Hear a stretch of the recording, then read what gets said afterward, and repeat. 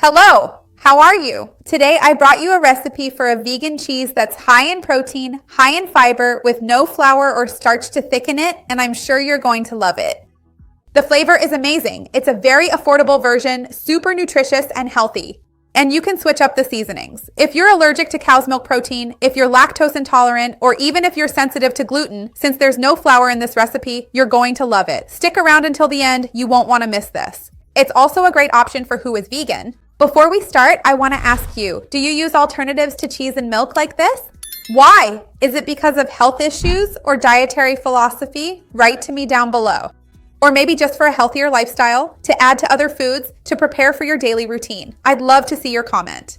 Remember to like the video. That's really important for me here on the channel because it shows YouTube that you trust my content and support my channel. Remember that the ingredients along with the nutritional information are listed down below in the description, okay? So the main ingredient in our recipe today will be chickpeas.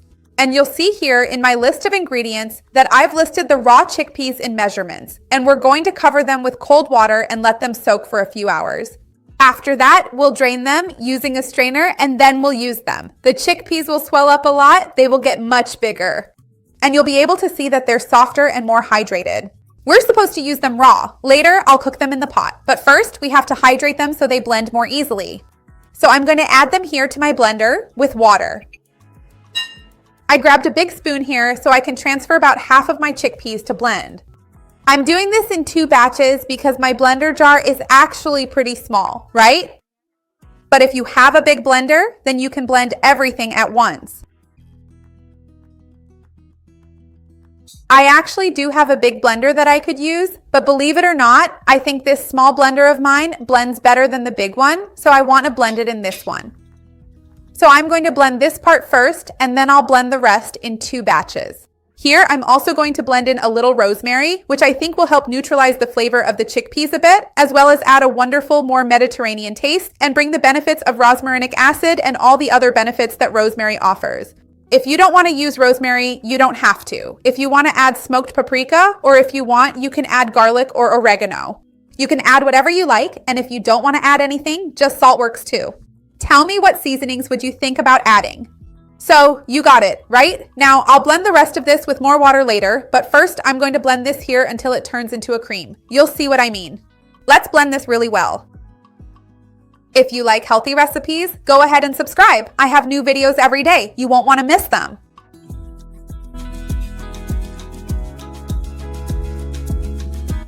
So look, I just took this here and I'm going to transfer our chickpea puree to a pot. I'm going to add the rest of the chickpeas I have here to blend with more water. And then I'll put all the rest into the pot so we can cook it. I'll show you exactly the right consistency. But Patricia, aren't you going to strain these chickpeas? I'm not going to strain it because I don't see the point in passing it through a sieve just for the sake of texture. Some people say, oh, you have to strain it, pass it through a sieve so it gets really smooth. I don't think it's necessary. We end up losing a lot of the benefits. These soluble fibers in chickpeas are very important for our digestive tract as natural prebiotics and for controlling blood sugar levels.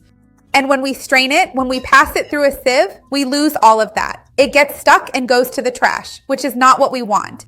So in fact, I really prefer not to strain it. I blend it really well. And if there's a bit of residue, if it looks a little more apparent, that's okay. I think what's most important in this case is the functionality, of course, along with a pleasant taste, right? If it's absolutely essential for you, if you're going to serve it to a small child, an elderly person, or someone with more selective eating habits, then you can strain it. But first, try it without straining because it would be healthier for you. I'm going to get the water, right? Because my water was here before and I'll be right back so we can blend it. I've added the water and it's cloudy because the cup was a bit dirty from the chickpeas, but that's not a problem since it's the same ingredient, right? Now I add the salt. I could have even added it before, but I forgot. And now let's blend this second stage. Later, we're going to mix everything in the pot so it doesn't matter when you add the salt, the rosemary, or when you put in your seasonings. The most important thing is not to forget before you take it to the pot. So let's blend this now.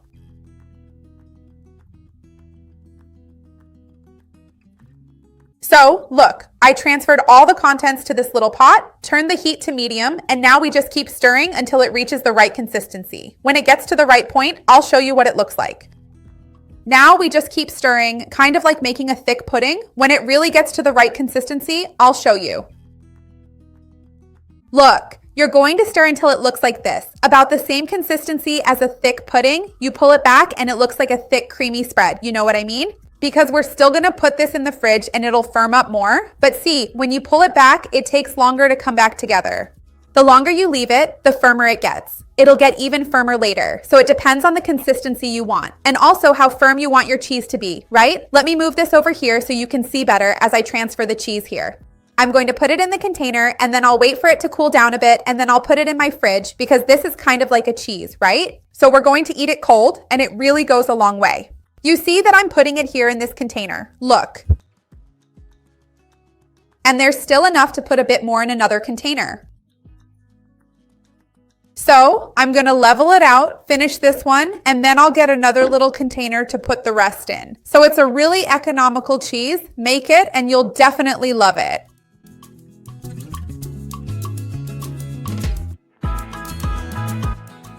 It turned out to be a huge cheese, didn't it? I'm going to cut a few pieces so you can see better what the consistency is like. Look, you can put it on pizza. You can put it in a sandwich. Look, I managed to get the first one, which is always the worst. Where do you usually put it? In the pasta? Tell me where you would put your little cheese in your daily meals. I'd love to see your comment.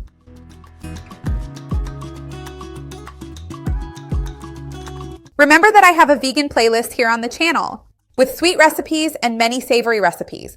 I'll leave it down here in the description. Take the opportunity to like the video, okay? That really helps me out here. And share it with anyone who needs it. Let's spread this chain of kindness. And share it with people who have allergies, intolerances, with those who will really enjoy it and who need these recipes. Let me try it now because it smells wonderful. It doesn't taste like chickpeas. I think the rosemary really brings everything together here. Make it at home. You'll like it. See you next time. Bye.